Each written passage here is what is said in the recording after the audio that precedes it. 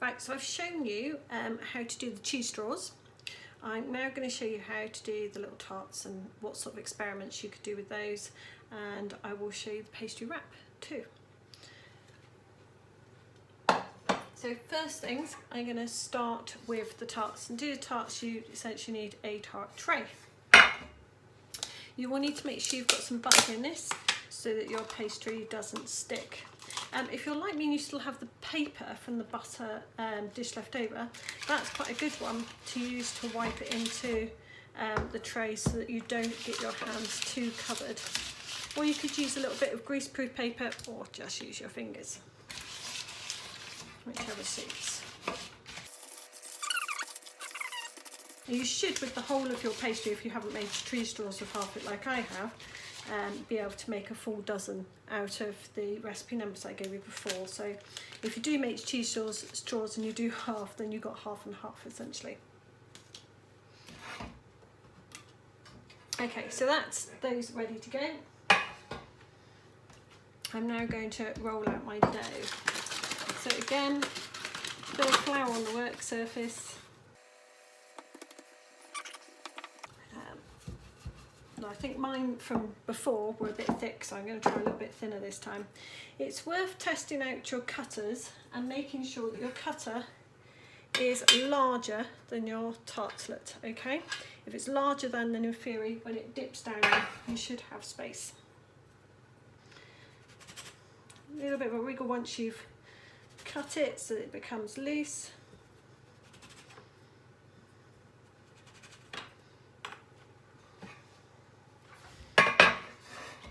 Okay, bring them off the side, and what I do is I push them in from the edge to push them down,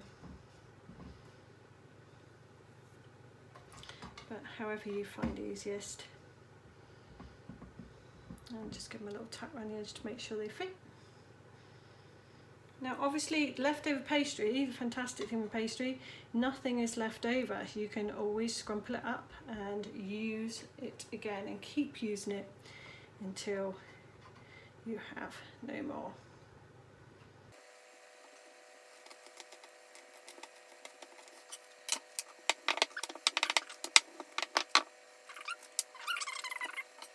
Okay, but this is all about having fun with pastry and just coming up with some little treats that are a bit different than sandwiches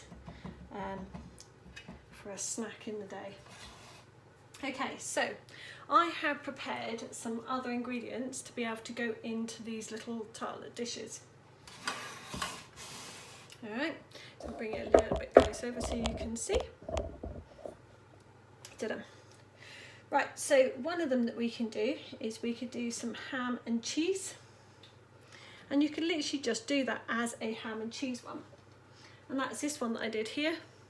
You'll notice some little green bits in it, and that's because I put some little bits of basil in there as well for a bit of extra flavour. Yeah, so lots of nice ham and cheese there.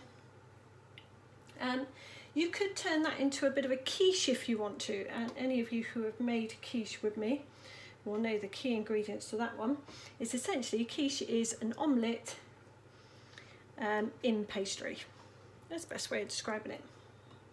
Now if you wanted to do lots of these, I would recommend 1 egg and then lots of milk, some milk in with it as well. There we go, and I'm going to add that in with this one here.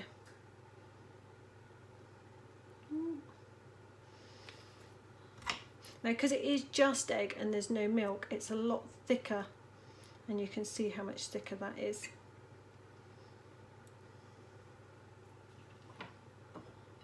I could add a bit more cheese in on top of that as well. Okay, we'll see how that one turns out.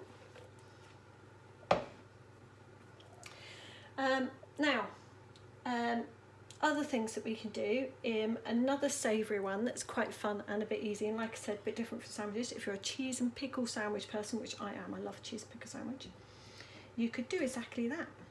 Because like a jam tart, we can put cheese in quite thick as a base, so that will cook down, And I've actually got an onion chutney rather than a pickle. I'm going to put a little bit of onion chutney on the top. So it's like a savoury jam tart as such. Okay, so you can see that there as well. All right, so you can see I'm experimenting with ingredients, having a bit of fun to see what they taste like. It's a bit like making a batch of sandwiches in advance.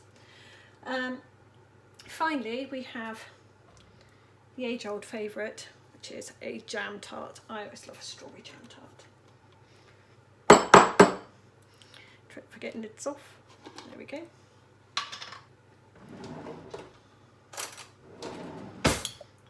Now it is about a spoonful of jam.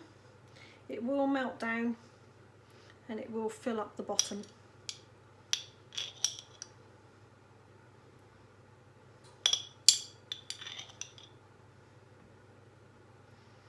That's a really nice little treat.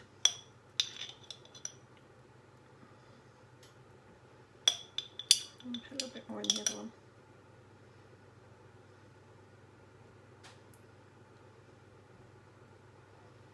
Really nice afternoon tea treat.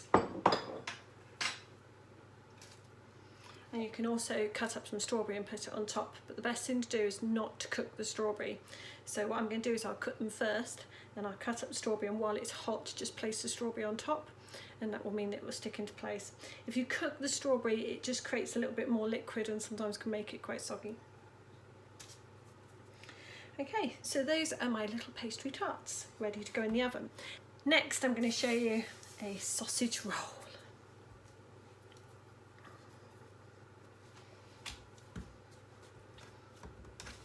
Okay. Now the nice thing about making your own sausage rolls is that actually when you make your own sausage roll, you could add some other stuff into it if you wanted to. So you could actually have a bit of fun with it. I quite often add cheese in with my sausage rolls. A square piece of pastry. Your pastry won't rise, it won't get any thicker, and it won't get any smaller. So you do need to bear in mind that the thickness of pastry is the amount of pastry you're going to eat around the edge of your sausage roll. So think about that thickness as you make it. It won't change once it's been made.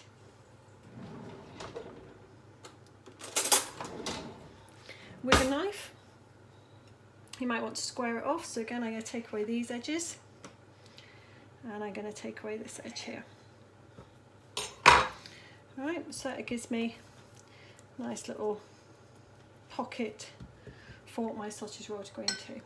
Now my sausage meat I've taken from normal sausages and I've just squeezed it out, so I've got the actual sausage meat. You can buy just normal sausage meat, so you could do that instead if you wanted to.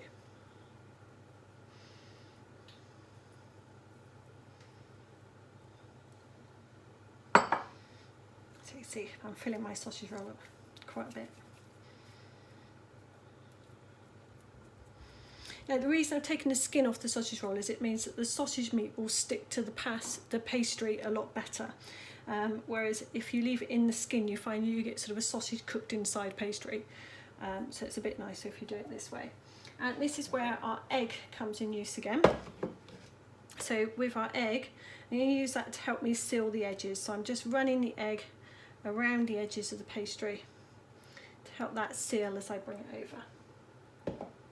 Now I'm going to move my sausage a little bit more over this side because I'm going to bring over this side of the pastry to wrap it over. And you can see now I have my little sausage roll in place. Now to make sure the meat cooks and to make sure the heat gets right the way through to your little sausage roll, you want to make sure you get a little slot in the top, and that should go through to the meat. That's the aim. Okay, so you can usually sort of feel like you've gone through the pastry. Okay, so this then goes into a tray with some greaseproof paper in it. So we've got that one ready to go. Now I've got enough pastry here to make a couple more sausage rolls, so I could make a couple if I wanted to, but I'm just going to show you a couple of other things that you could do as well.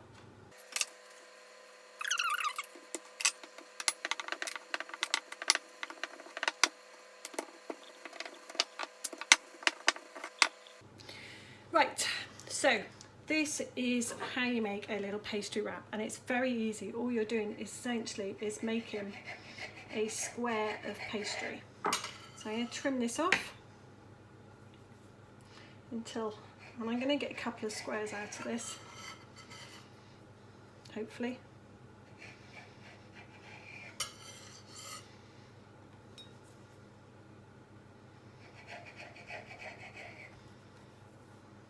Okay, so that might make some more.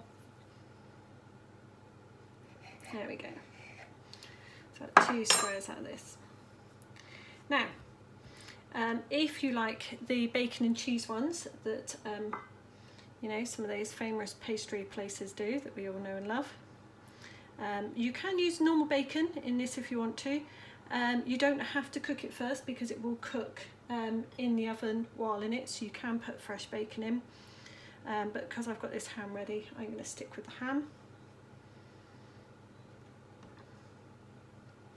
Right, now again, we need that egg to help the pastry stick as we wrap it over.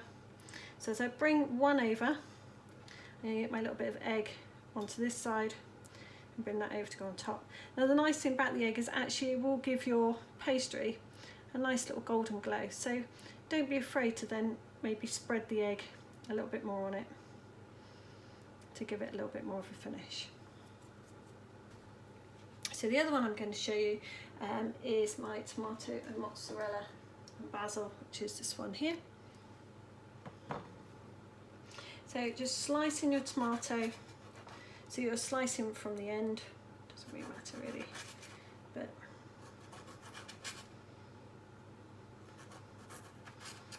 nice little slices of tomato. And you're placing those corner to corner, so across it on the diagonal. So again, we get this nice little wrap finish. Okay, I'm then going to use some mozzarella. Now mozzarella's really nice. It's a bit stronger. It's not very strong, but it's chewy. But it also picks up the flavours of herbs and spices quite nicely. So it's quite creamy as a sort of cheese. You're probably more familiar with it on your pizza, and that's where I get it from. But because it picks up flavours quite nicely, it works really well with something like basil, which is fresh basil's really nice and smelly. It's got a really nice taste to it. So I'm just going to chop up a little bit of basil and place a little bit of basil in there too. Okay. So again, bringing over one side, bring over the other, but just make sure you get a little bit of egg there to help you make sure they stick together.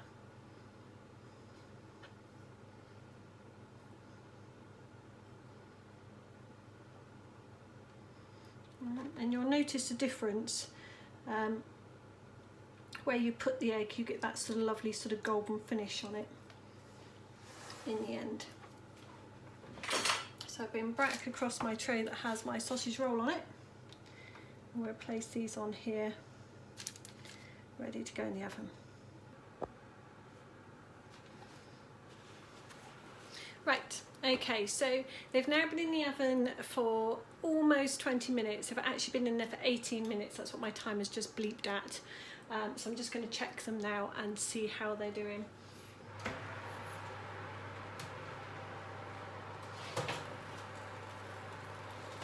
So these are the larger pieces, the sausage rolls.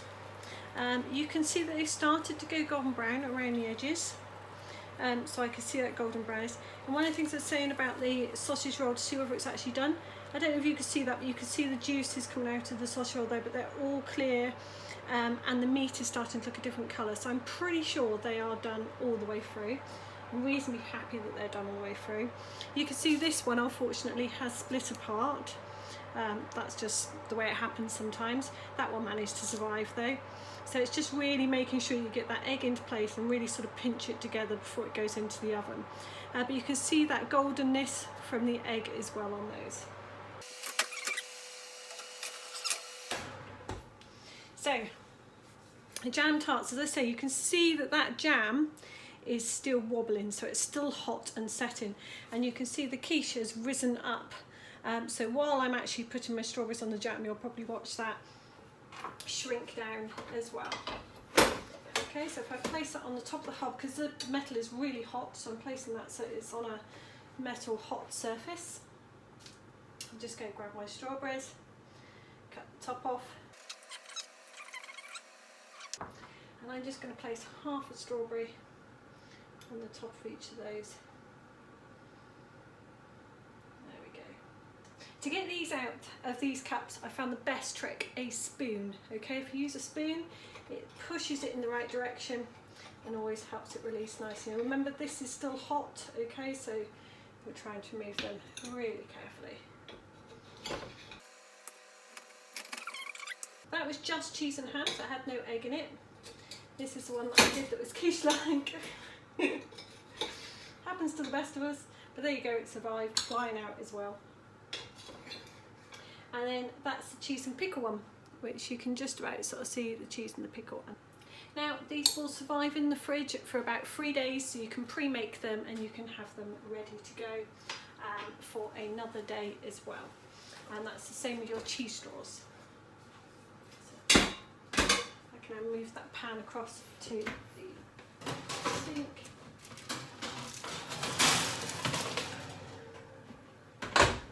And here are our cheese straws. So you can see how the cheese has started to go nice and golden brown, and you can see how they haven't stuck because they're on the greaseproof paper. Okay, hope you've enjoyed. Hope you enjoy making your own snack.